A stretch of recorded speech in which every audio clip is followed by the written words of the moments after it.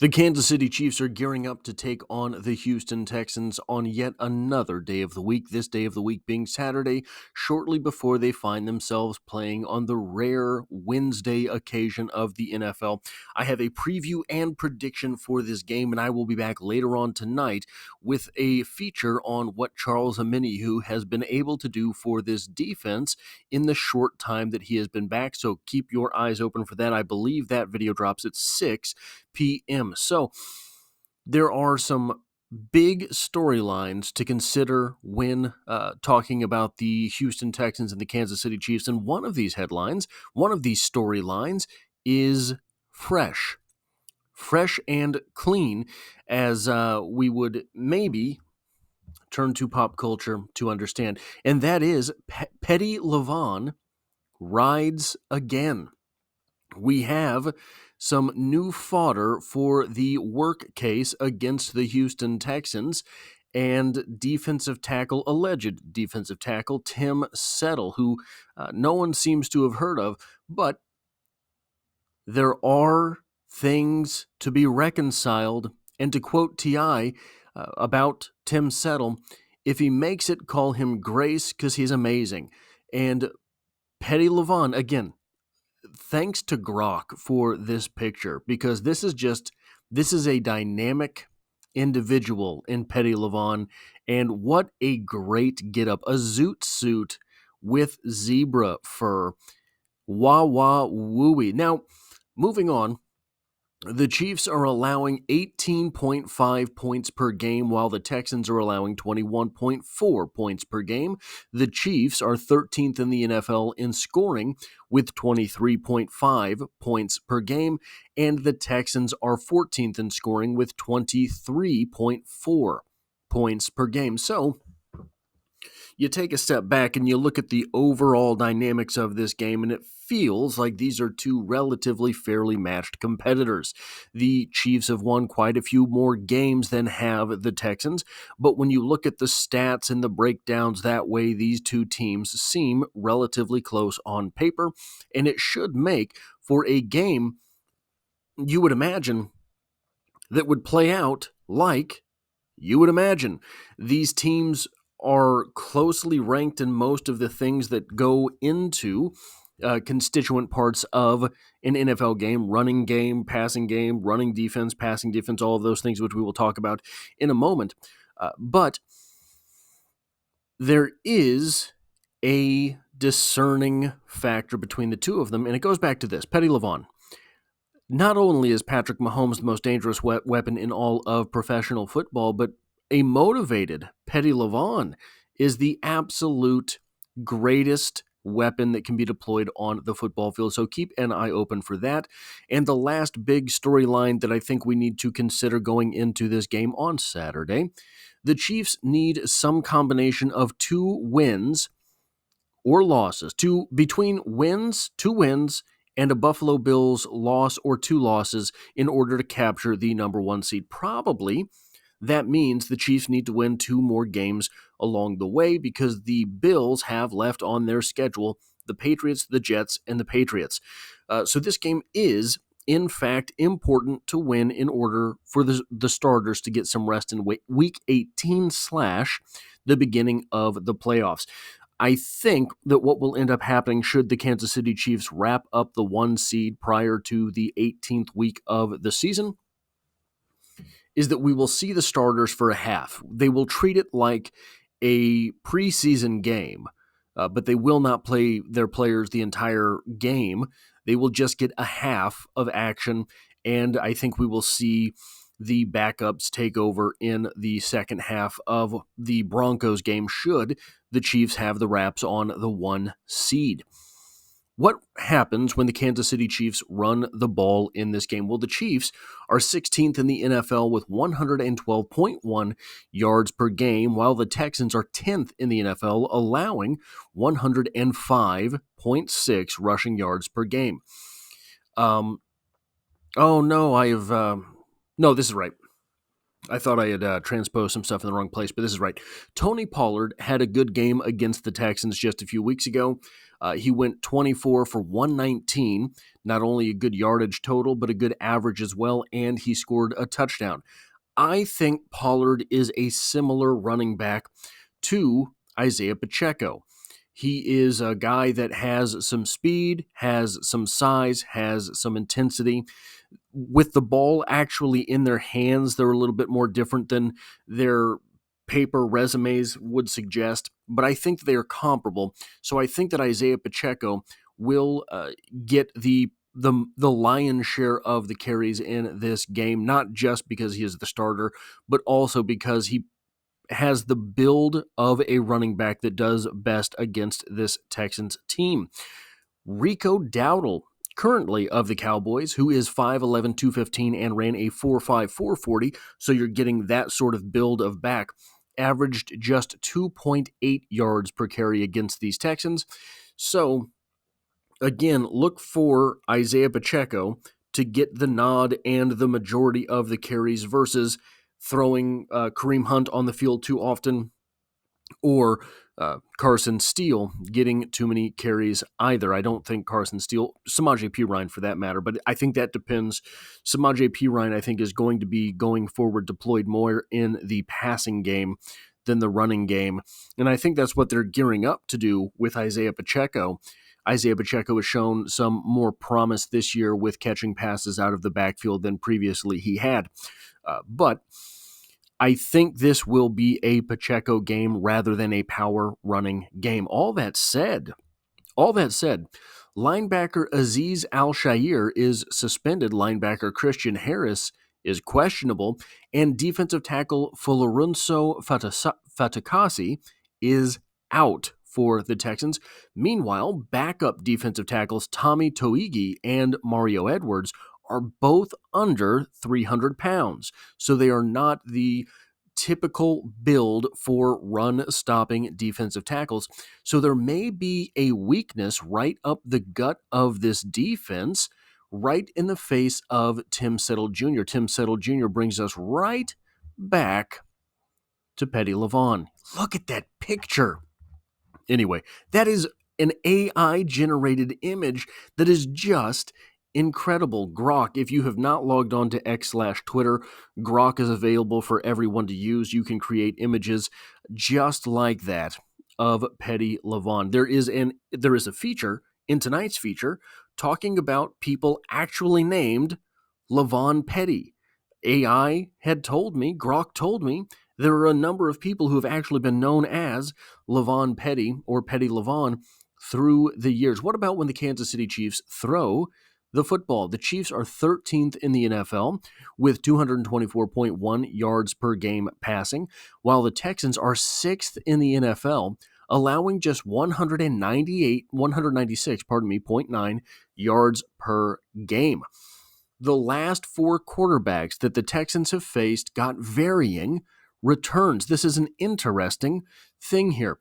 Tua threw for just 196 yards, one touchdown, and 3 interceptions. I have long been on the Tua is overrated train, but even for a quarterback who is as capable as Tua has proven himself to be, that's a bad day at the office. Likewise, Jared Goff had 240 yards, not a bad total, had 2 touchdowns, but he threw 5 interceptions in a game that the Lions ultimately won, I believe. Isn't that correct? He threw 5 interceptions and won anyway. But on the flip side of that coin, Mac Jones, who no one respects, threw for 235 yards. That is a gargantuan day for someone like Mac Jones, and a touchdown. Will Levis, likewise, no one really fears Will Levis, went for 278 yards, 2 touchdowns, and an interception. So this is maybe a product, possibly a product, of something interesting here. Where are those defenders focusing? What is the game plan heading into a game? It would seem when a terrible quarterback is able to exploit the defense for 235 yards, 278 yards, meanwhile, a decent quarterback, in my opinion, like Tua Tagovailoa, goes for 196, and a pretty good quarterback like Jared Goff goes for 240, that maybe part of this is the fact that a quarterback is if the quarterback is the focus of the defense, they're able to shut that down. But there's something else. It looks like the Texans will surrender what they give you. Sounds silly to say, but if the defense is willing to give up the short stuff, but not the long stuff, those quote-unquote lesser quarterbacks are going to do just like they're coached and take the shorter stuff. They're going to say, okay, well, the coaches want me to take the check down, I'll take the check down.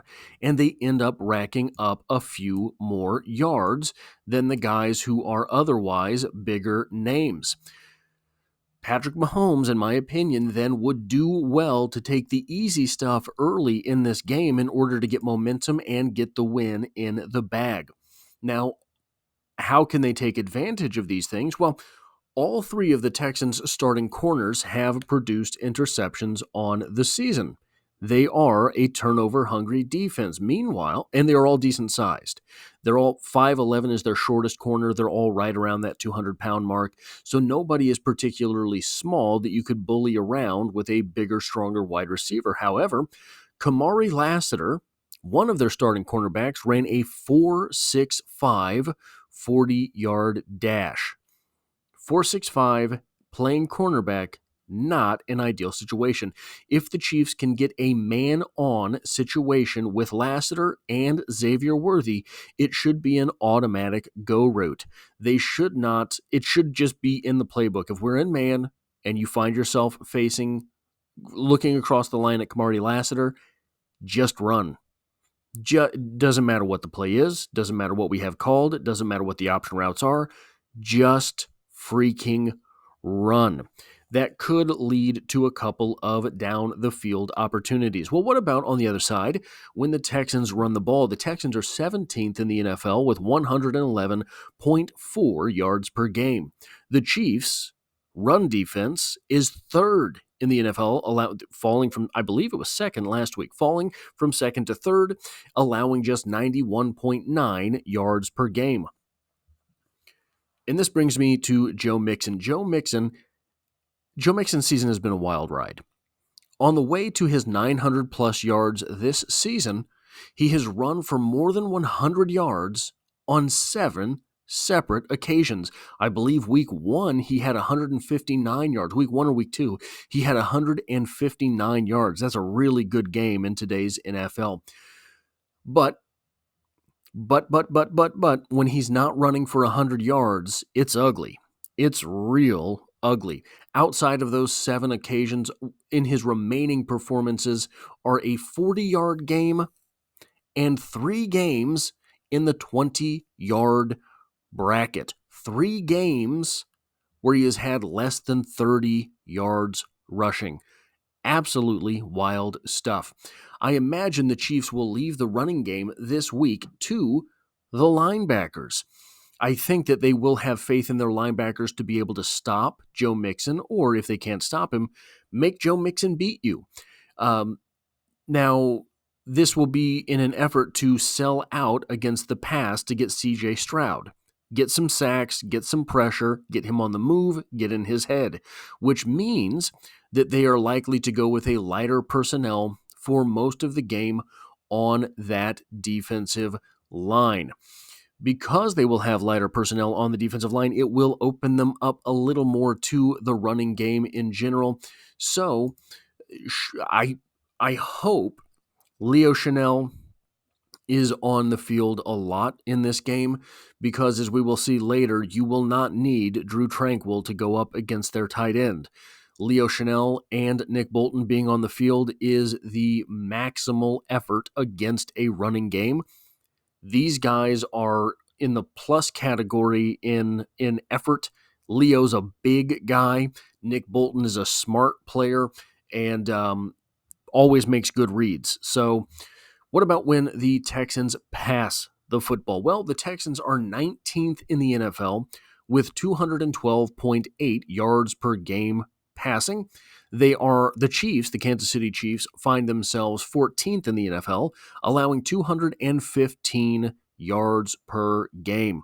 This brings me to point number 1 here, on which we will have an entire video with the caveat of exploring the name Petty Levon and Levon Petty, Charles Omenihu has doubled the Kansas City Chiefs sacks per game, very small sample size, but doubled the Chiefs sacks per game from 2 to 4 in the past 2 weeks, despite only producing 1 sack. And we're going to get into a little bit of that later on tonight too, so I don't want to make too big of a talking point of it. CJ Stroud hasn't thrown for more than 257 yards since October 27th against the Colts.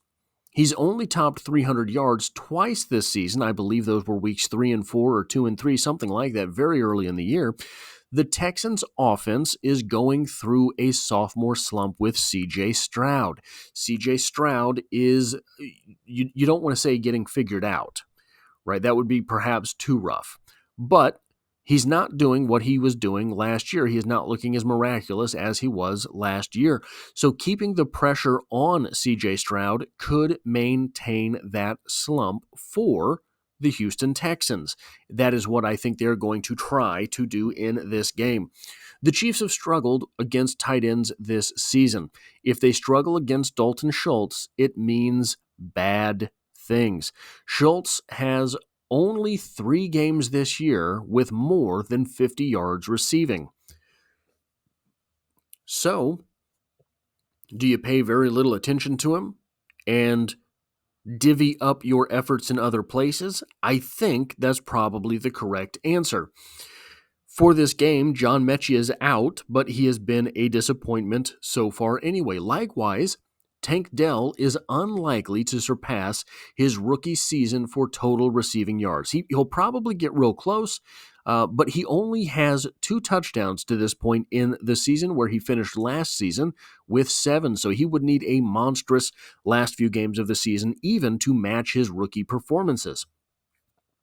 However, 6'4", 224-pound Nico Collins with a 4.49 40 on a 6'4", 222 body. That is an incredible amount of force generated per run.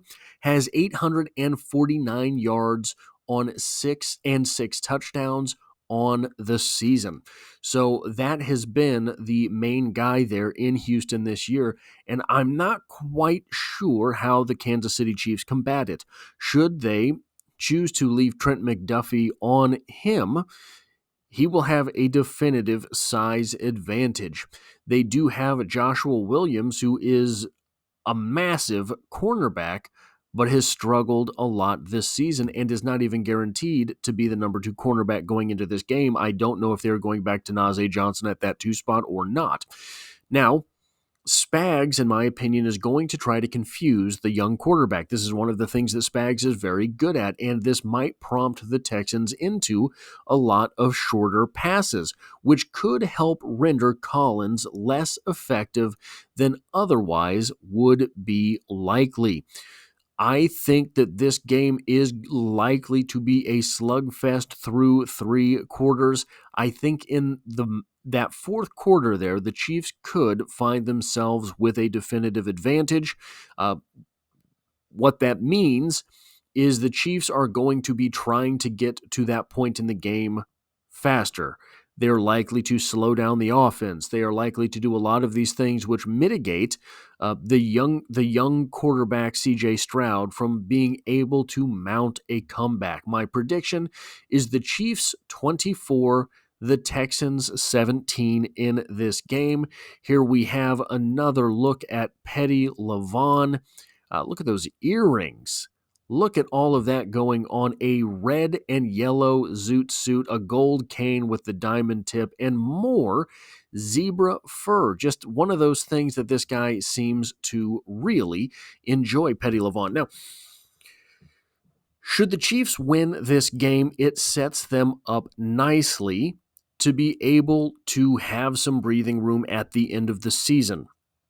They are going to want that breathing room.